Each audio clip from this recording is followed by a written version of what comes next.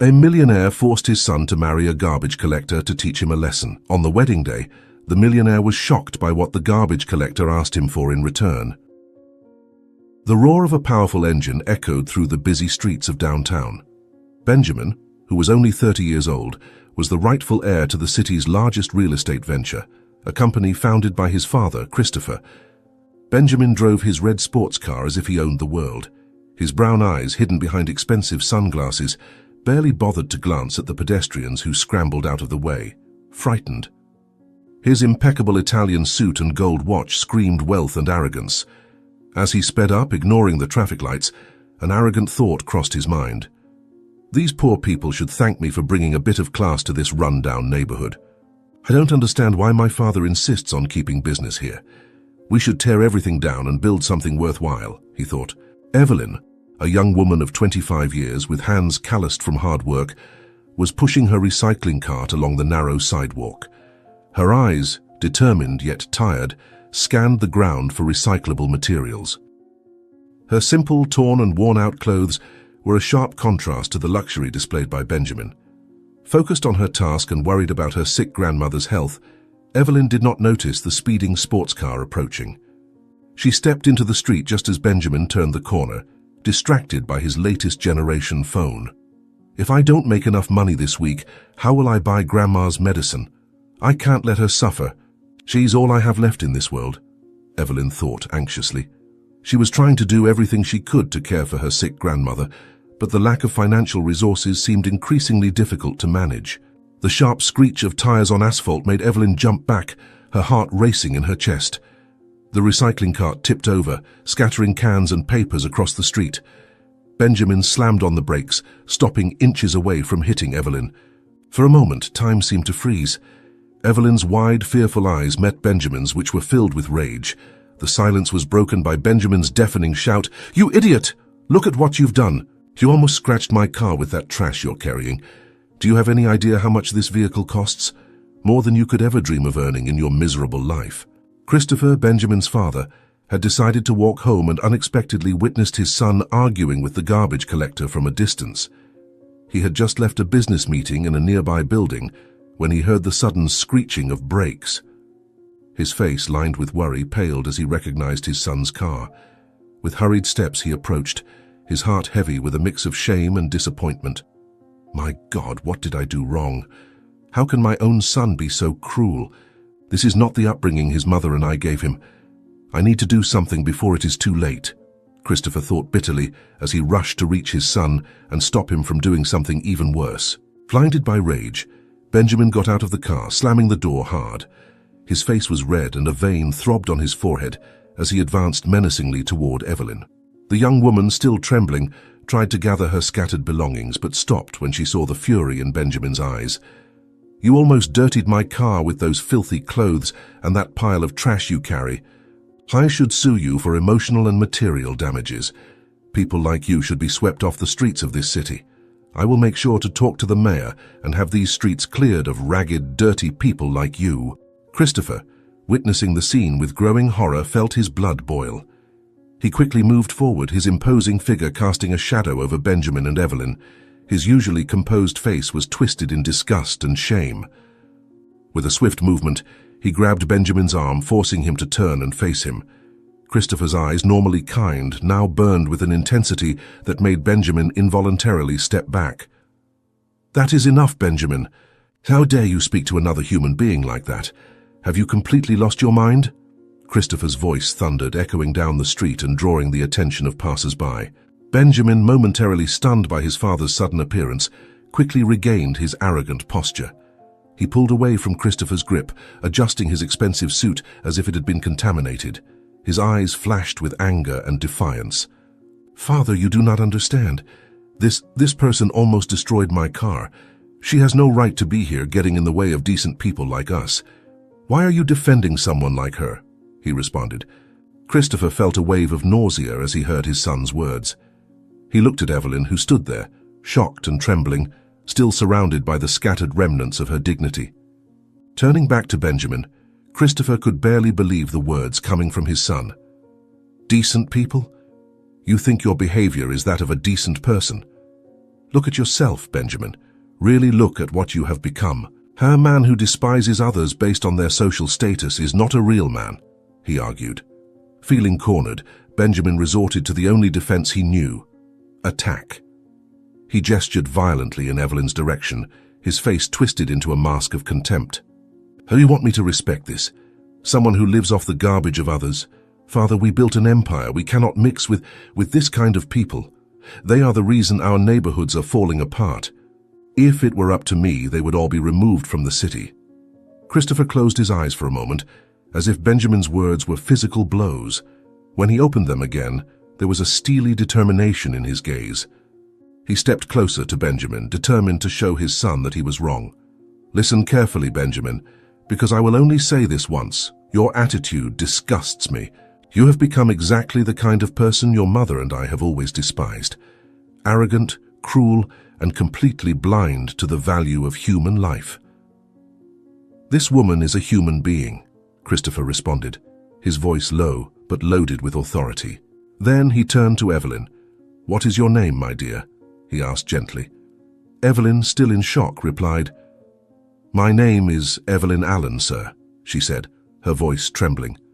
"I am Christopher, Evelyn. Forgive me for my son's rude behavior. I promise I will do everything I can to make sure he never treats people like this again. I will make Benjamin understand how to treat others," he promised.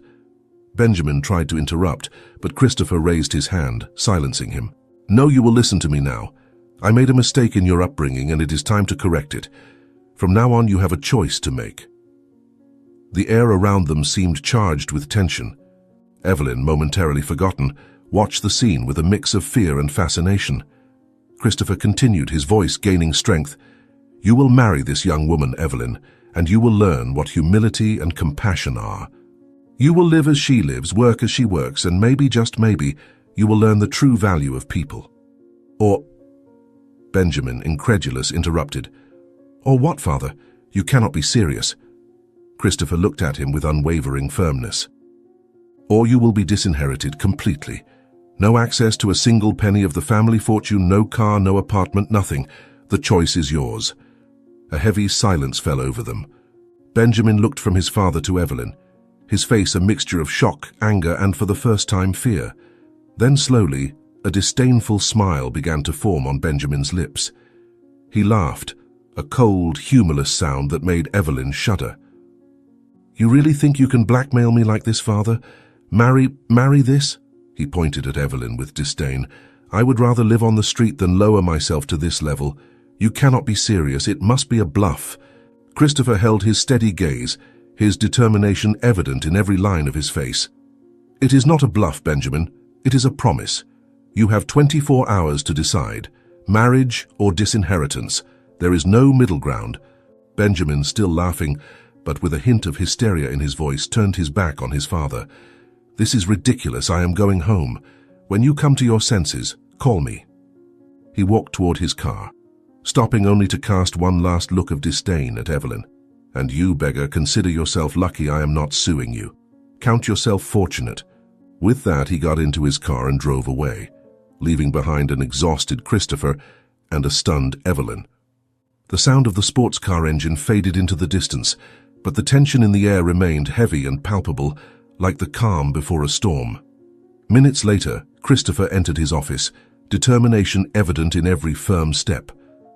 He walked directly to the phone, dialing the number of his legal team with tense fingers. As he waited for the connection, his eyes wandered around the room, settling on the family photos that adorned the walls, memories of happier times that now felt distant and unreal. The voice of the chief lawyer finally sounded on the other end of the line, and Christopher wasted no time on formalities. "I need you to prepare the documents immediately. I want the threat of disinheriting Benjamin to be legally binding. He has 30 days to marry Evelyn Allen or he loses everything." His voice did not waver, but his grip on the phone tightened enough to turn his knuckles white. "And add a secret clause, something that forces him to truly live this experience, not just pretend for convenience." The lawyer hesitated for a moment before responding, "Sir, are you sure about this? It is quite a drastic measure." Christopher closed his eyes, the weight of fatigue and disappointment pressing down on him. It is necessary. My son needs to learn a lesson before it is too late. While Christopher discussed the legal details, Benjamin burst through the office door, his face a mask of fury and disbelief. He had returned, unable to believe that his father would go through with the threat. His eyes narrowed as he saw Christopher on the phone, and he moved forward, gesturing violently. "Father, you cannot be serious. This is madness," Benjamin shouted, his voice echoing off the office walls. "You are really going to throw away years of hard work for our family because of some random garbage collector?" Christopher covered the mouthpiece of the phone, staring at his son with a mixture of sadness and determination. "Benjamin, it is exactly this attitude that makes me see why this is necessary. You need to learn the value of people beyond money." Realizing that the situation was more serious than he had thought, Benjamin changed tactics. His face softened and he approached Christopher with an almost pleading expression. "Father, please, let's talk about this. I understand that you want me to be more compassionate, but there are other ways. We can make donations, create charity programs. It does not have to be like this." Christopher studied his son, searching for signs of sincerity in his eyes. For a moment he hesitated. Could it be that Benjamin was truly willing to change? But then he remembered the scene on the street, the cruel disdain in his son's voice, and his resolve hardened. "No, Benjamin, words are not enough this time. You need to live, feel, experience. It is the only way you will truly understand." Christopher turned his attention back to the phone. "Have the documents ready by this afternoon. I want everything prepared as quickly as possible."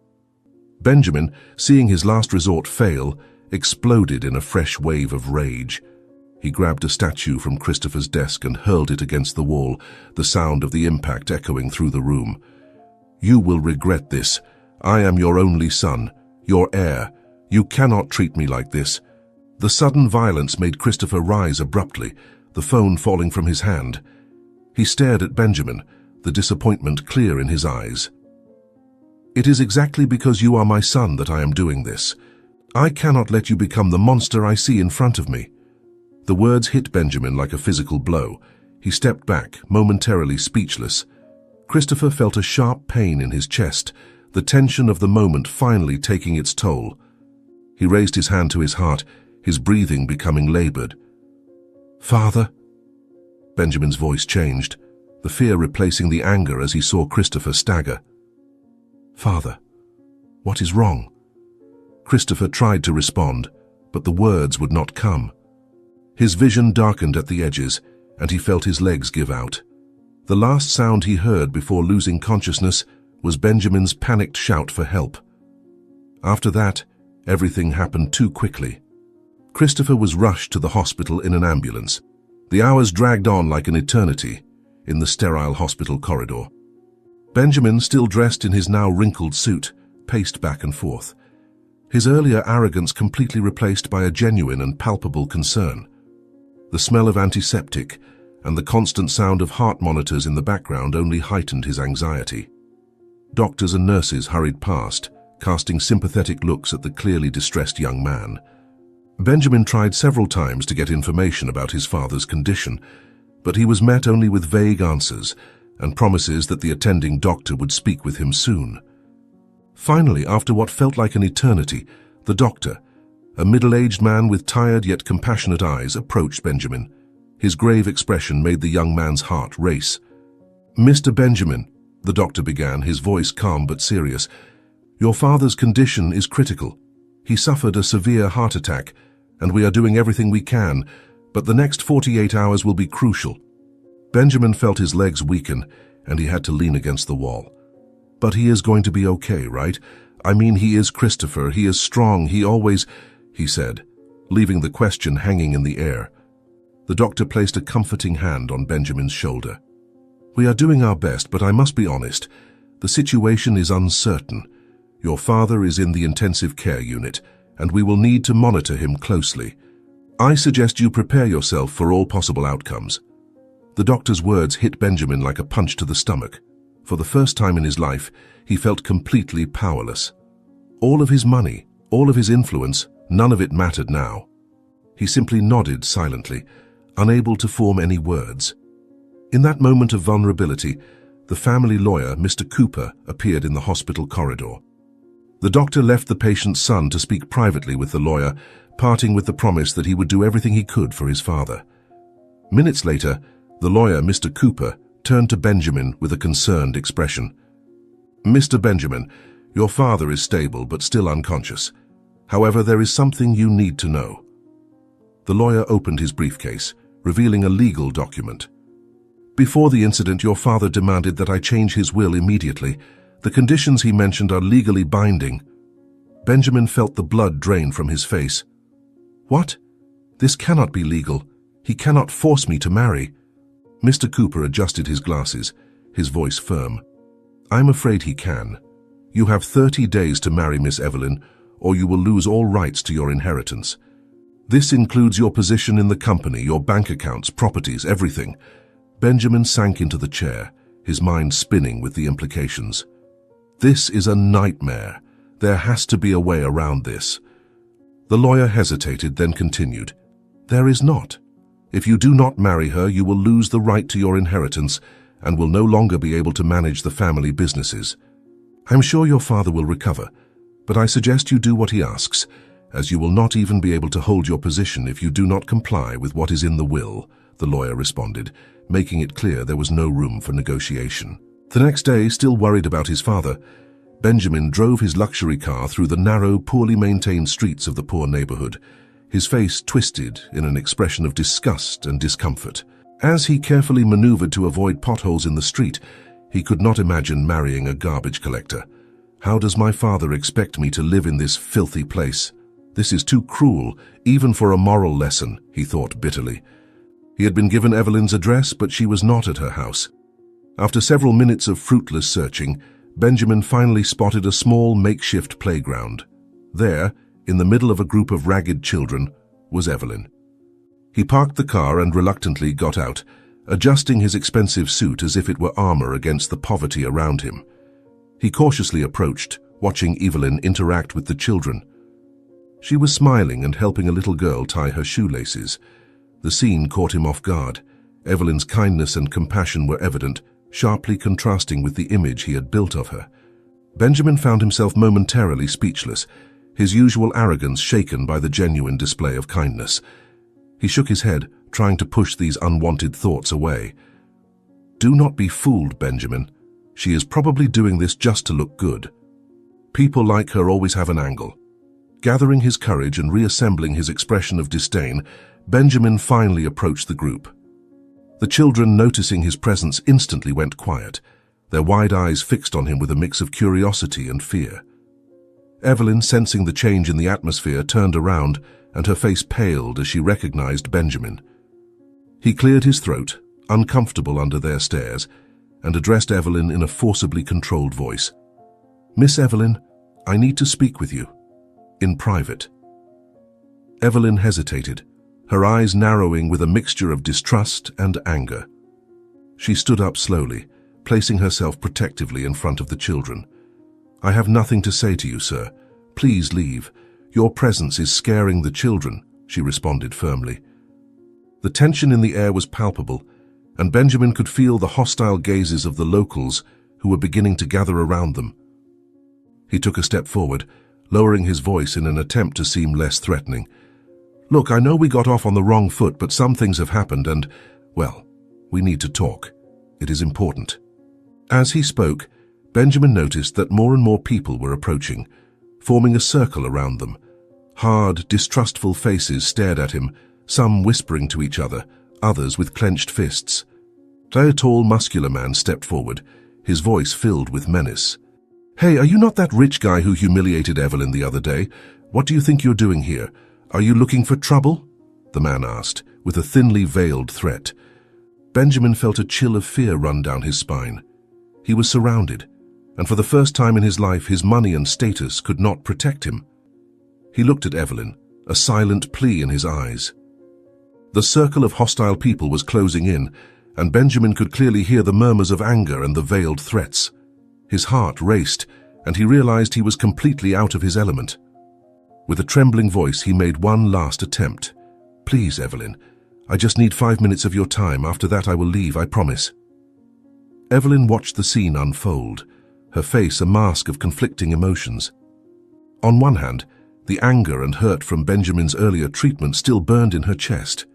On the other hand, the plea in his eyes and the evident fear in his posture stirred an involuntary sense of compassion. She took a deep breath, closed her eyes for a moment, and then stepped forward, placing herself between Benjamin and the threatening man. "Stop! Do not hurt him," she said, her voice firm and clear, surprising everyone, including herself. "We are not violent people. We will not lower ourselves to his level." She turned to Benjamin, her eyes hard. "You have 5 minutes, not a second more." Benjamin felt relief flood his body, but he kept a rigid posture, trying to regain some of his lost dignity. He shot a look of disdain at the crowd before following Evelyn to a more secluded corner of the park. The children watched curiously, some still holding their broken makeshift toys. Once they were out of earshot of the others, Benjamin began to speak, his voice a mixture of arrogance and discomfort. "Look, I did not want to come back here, but something happened. My father, he had a heart attack." He paused, hoping to see some sign of sympathy on Evelyn's face, but she remained impassive. Frustrated, he continued, "The thing is, before that he changed his will, and now, well, I need to marry you." Evelyn blinked, incredulous, her mouth opening in shock. For a moment she was speechless, trying to process the absurdity of the situation. When she finally spoke, her voice was a mix of indignation and disbelief. "You are joking with me, right? Is this some kind of sick joke?" Benjamin frowned, irritated by her reaction. "Believe me, I wish it were. But it is the truth. If I do not marry you in 30 days, I lose everything. The company, the money, everything. Look, I know we did not start off well, but think of this as an opportunity.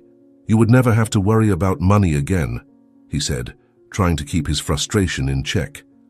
Evelyn felt anger rise inside her, her hands clenching into fists. "An opportunity? You think you can just come here after publicly humiliating me and offer me money as if that fixes everything?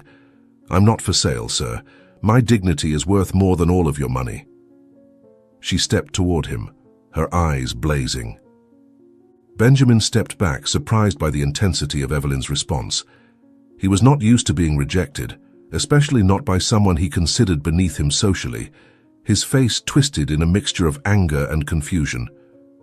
"You do not understand. I am offering you a life you could never have otherwise. Think of the life you could live with all this money. You could stop wearing those torn clothes, stop collecting trash on the streets, and live in comfort." He gestured, trying to make his point. Evelyn felt tears of frustration forming in her eyes, but she held them back. She took a deep breath, trying to calm herself before responding. "You really do not get it, do you? It is not about the money. It is about respect, about dignity. Things you clearly do not—" She stopped abruptly, her face paling. Benjamin followed her gaze and saw an elderly woman slowly approaching, supported by a cane. The woman looked frail, her breathing labored. Evelyn rushed to help her, momentarily forgetting about Benjamin. "Grandma, what are you doing here? You should be resting," Evelyn said, the concern in her voice palpable.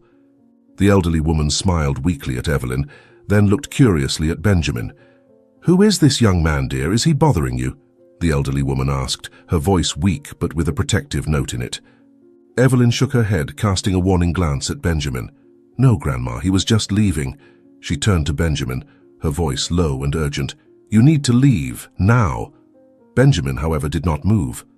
His eyes were fixed on Evelyn's grandmother, noticing the tremors in her hands, the paleness of her skin. An idea began to form in his mind, one that made him uncomfortable, but could be his only chance. He cleared his throat, trying to sound casual. "Your grandmother does not seem very well. Has she been getting proper treatment?" Evelyn glared at him, her eyes narrowing with suspicion. "That is none of your business. Please, just go." But Benjamin could see the concern in her eyes, the barely concealed fear, and in that moment he knew he had found his bargaining chip. Despite Evelyn's protests, Benjamin followed the two women into the small apartment where they lived, his cold eyes calculating every detail of the miserable surroundings. The grandmother's room, although clean, exuded poverty and despair. While Evelyn lovingly cared for her grandmother, Benjamin felt a malicious smile forming on his lips. He had found the perfect weakness to exploit. He cleared his throat, catching Evelyn's attention. "We need to talk. In private." In the narrow hallway, Benjamin approached Evelyn, his voice low and threatening. "Your grandmother will not last long without proper treatment, will she? I can change that. The best doctors, the best hospitals. All you have to do is marry me and do exactly as I say," he argued, seeing the shock in Evelyn's eyes but remaining relentless. Evelyn stepped back, horrified by Benjamin's coldness. "You are a monster. How can you use my grandmother's life like this?" Benjamin smiled, a smile that did not reach his eyes. "I am not a monster. I am a businessman, and this is the best deal you're going to get. Your grandmother lives and you... Well, you do what I say." Evelyn felt the crushing weight of the decision. She looked toward the room where her grandmother lay, fragile and sick, and felt tears burn in her eyes. She turned to Benjamin, defeated. "If I agree, do you swear you will save my grandmother? She is my only family. If you want me to marry you, I need your guarantee that you will save her." Benjamin was shocked. Evelyn could have asked for something luxurious, a fortune, but the only thing she asked for was to save her grandmother. After recovering from the shock, he nodded, his eyes gleaming with cruel satisfaction. "Of course. She will have the best treatment money can buy, and you, my dear, will be the perfect obedient wife." Evelyn closed her eyes, feeling as though she was selling her soul to the devil. "I agree, but know that every moment of this marriage, I will hate you with every fiber of my being." Benjamin laughed softly, a cold sound that made Evelyn shiver. "Hate, love. What difference does it make? The important thing is that you will do exactly what I want." As they explained the situation to Evelyn's grandmother, Benjamin was already planning how he would use this marriage for his own selfish purposes. Not only would he save his inheritance, but he would also gain a tool to manipulate and control. At that very moment, on the other side of the city, in a hospital room, Christopher awoke from his coma. His eyes opened, slowly focusing on the room around him. With surprising strength, he grabbed the arm of the nearby doctor, his voice hoarse but determined. "Benjamin, the wedding. I need to see it happen." What Christopher did not know was that his plan to teach his son a lesson was about to turn into something far more sinister and dangerous than he could ever have imagined. Weeks later, the church hall was decorated with expensive flowers and elaborate arrangements, a stark contrast to the bride waiting in the back. Evelyn nervously adjusted her worn-out dress, the mended seams and faded fabric, a deliberate choice for this day. Her hands trembled slightly as she touched the simple necklace her grandmother had given her, the only accessory she had chosen to wear. Outside, she could hear the buzz of the wealthy and influential guests, all eager to witness the unusual wedding of Benjamin, one of the richest men in the city. Evelyn closed her eyes, taking a deep breath to calm her nerves. "I am doing this for Grandma. She has already received treatment and is out of danger. I just need to fulfill my part of the deal and endure until the end," she whispered to herself. Benjamin waited at the altar, his immaculate suit sharply contrasting with his pale and tense face. His eyes restlessly scanned the crowd, lingering momentarily on his father, Christopher, sitting in the front row. The unexpected presence of Christopher, recently out of the hospital, added an extra layer of pressure to an already tense situation. His father had been released from the hospital only a short time ago, but he would need continued medical care due to his fragile health. Benjamin adjusted his tie, feeling it tighten like a noose around his throat. His thoughts were a whirlwind of future plans and manipulations, but also of growing fear. What if she backs out at the last moment? My whole plan will fall apart, he thought, his heart racing at the possibility. The wedding march began to play, and all heads turned toward the entrance of the church. Evelyn appeared walking down the aisle alone. Her steps were slow and measured, each one a battle between the urge to flee and the need to move forward. The shocked murmurs from the guests upon seeing her simple, worn and torn outfit instead of an elegant wedding gown were like needles in her ears, but she kept her chin up, her eyes fixed on Benjamin. Evelyn had chosen to wear her everyday clothes to teach Benjamin a lesson about respect for poorer people. He would marry her just as he had first seen her. As she passed Christopher, she noticed the look of surprise and what seemed like disgust on his face. Evelyn reached the altar, her heart pounding in her chest. She looked at Benjamin, seeing the mixture of discomfort and calculation in his eyes. "Remember why you are doing this. For Grandma, for her health. You can endure anything for her," she reminded herself. The priest began the ceremony, his voice echoing through the silent hall. Benjamin and Evelyn stood side by side, an invisible chasm between them. As the priest spoke of love and commitment, Evelyn let her mind wander to the past few weeks. Her grandmother's treatment, the best doctors, the expensive medications, all provided by Benjamin just as he had promised. She remembered the nights spent by her grandmother's bedside, watching her gradually improve, growing stronger day by day. The gratitude for this chance at healing was bitterly mixed with the hatred she felt for Benjamin and the situation she found herself in. Christopher watched intently from his seat, his eyes moving from Benjamin to Evelyn, an enigmatic expression on his face. He murmured to himself, "Maybe there is hope for him after all. Evelyn made an excellent choice of outfit to show my son that simple people, regardless of what they wear or have, deserve respect." Finally, the crucial moment arrived. The priest turned to Benjamin, asking the fateful question, "Benjamin, do you take Evelyn as your lawful wife to love and honor her, in sickness and in health, in wealth and in poverty, until death do you part?" Time seemed to freeze. Benjamin felt the weight of all eyes on him, especially his father's. His gaze moved over Evelyn, lingering on the worn and mended clothes she had chosen to wear. A flash of disgust crossed his face, quickly replaced by a mask of indifference. "How dare she show up like this? She is doing this on purpose to humiliate me," he thought, feeling a mixture of anger and revulsion. His eyes then met Evelyn's. Where he expected to see defiance, he saw only fear, a deep and palpable fear of being rejected right there at the altar, in front of everyone. For a brief moment, Benjamin hesitated.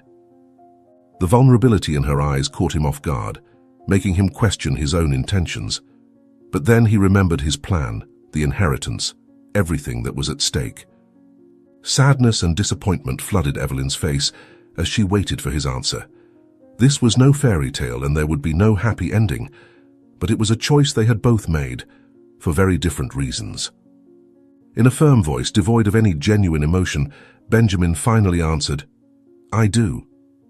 Minutes later, the reception hall glittered with luxury and opulence, a stark contrast to the bride's simplicity. Evelyn, still in her mended and simple attire, moved through the crowd like a ghost, disconnected from the lively conversations and the clinking of champagne glasses. Her eyes searched constantly for Benjamin, who was surrounded by executives and socialites. Finally, seeing an opening, she approached, her heart pounding in her chest. Benjamin saw her coming, barely able to hide his discomfort and irritation. "Benjamin," Evelyn began, her voice surprisingly steady, "I would like to thank you for the treatment you provided for my grandmother. She is recovering well." Evelyn paused, taking a deep breath before continuing. "But I also came to say goodbye. I cannot continue with this charade." With trembling hands, she held out an envelope to Benjamin. "Here is my explanation and my renunciation of any claim to your fortune." Benjamin took the envelope, confused and irritated. "What is this? Some kind of joke?" Evelyn looked him straight in the eyes, her voice filled with emotion. "Read the letter, Benjamin. Maybe then you will understand the true value of people." With those words, she turned and walked toward the exit, leaving a stunned Benjamin behind. Benjamin opened the envelope with trembling fingers, unfolding the carefully written letter. As his eyes moved across the lines, his expression shifted from anger to shock, and then to deep confusion. He read the letter aloud, unable to believe what was happening.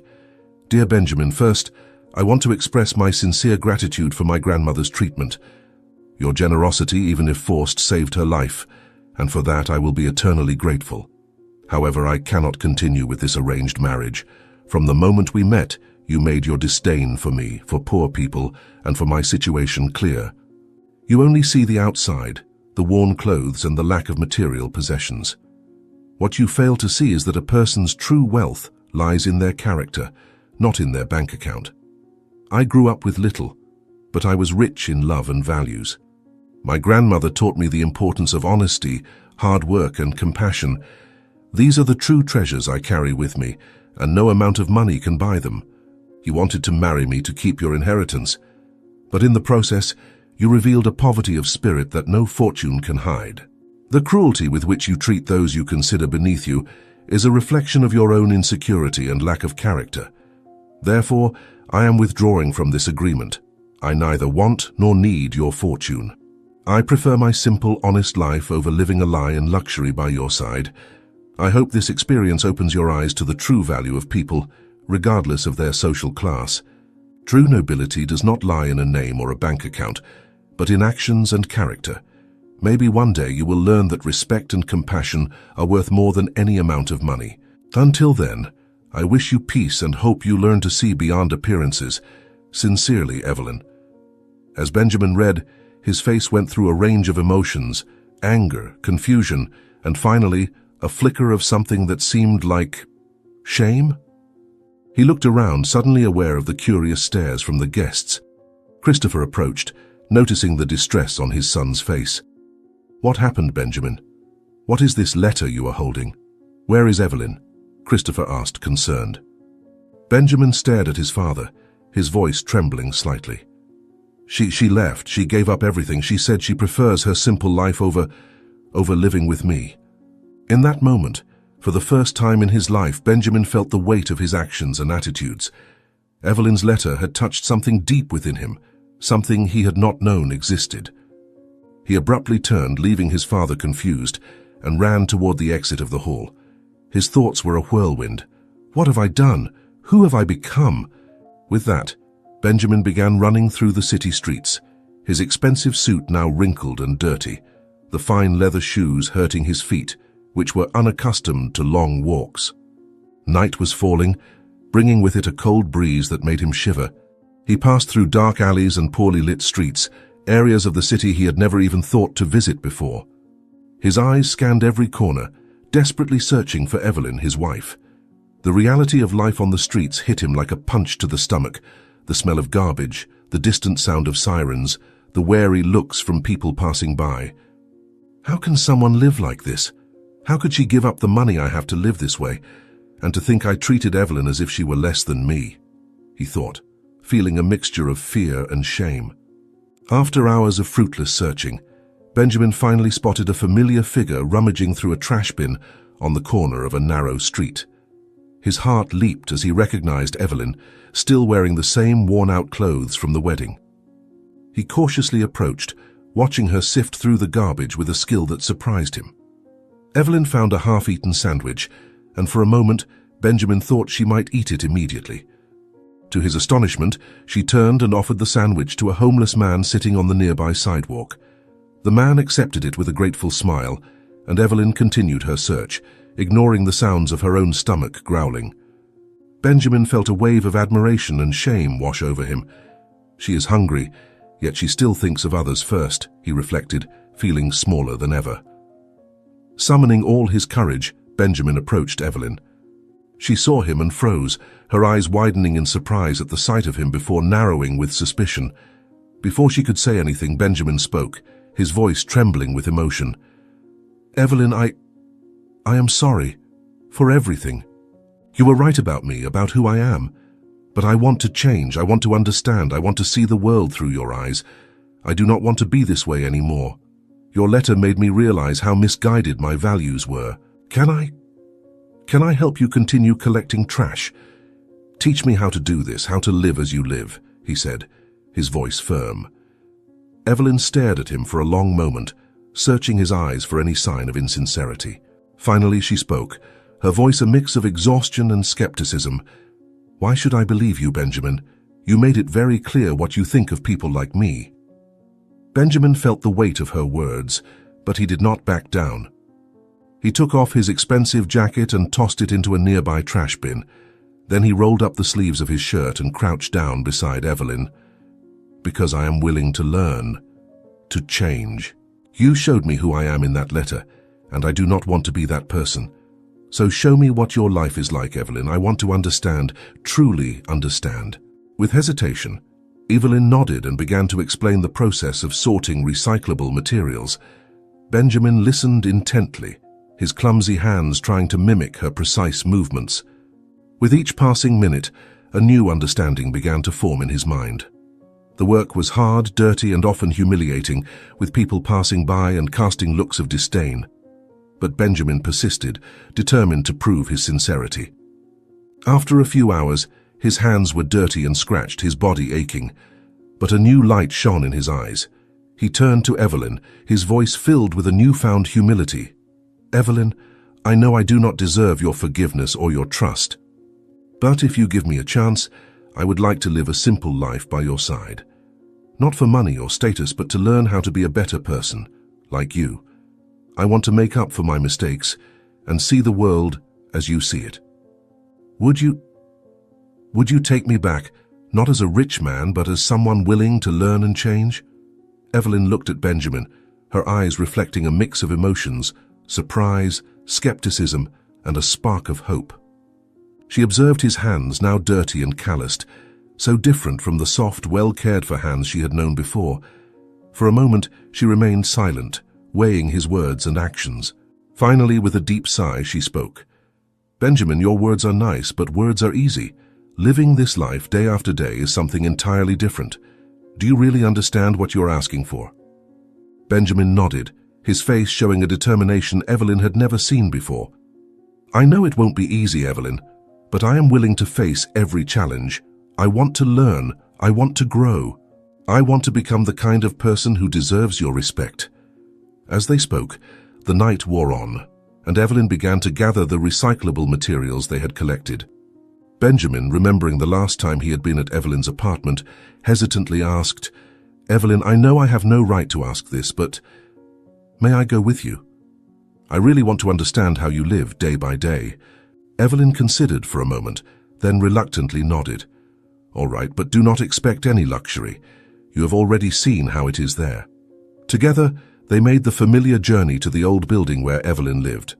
As they climbed the stairs, Benjamin noticed details he had not seen before. The unstable railing, the damp stains on the walls. Each step felt like a lesson in humility. When they entered the small apartment, Evelyn's grandmother greeted them with a surprised look upon seeing Benjamin again. She was sitting in a worn-out armchair, but she appeared much healthier than the last time Benjamin had seen her. "Hello, young man, I did not expect to see you here again," she said, her voice filled with curiosity. Benjamin felt a wave of shame as he remembered how he had behaved on his previous visit. "Good evening, Ma'am." I came to learn," he responded respectfully. Evelyn briefly explained the situation to her grandmother, including the story of the wedding, which left her grandmother shocked. Benjamin stood awkwardly, feeling the weight of both women's gazes. The apartment seemed even smaller than he remembered, each object telling a story of struggle and perseverance. "You can sleep on the couch, it is not much, but it is what we have," Evelyn said, pointing to the worn-out piece of furniture that Benjamin remembered well.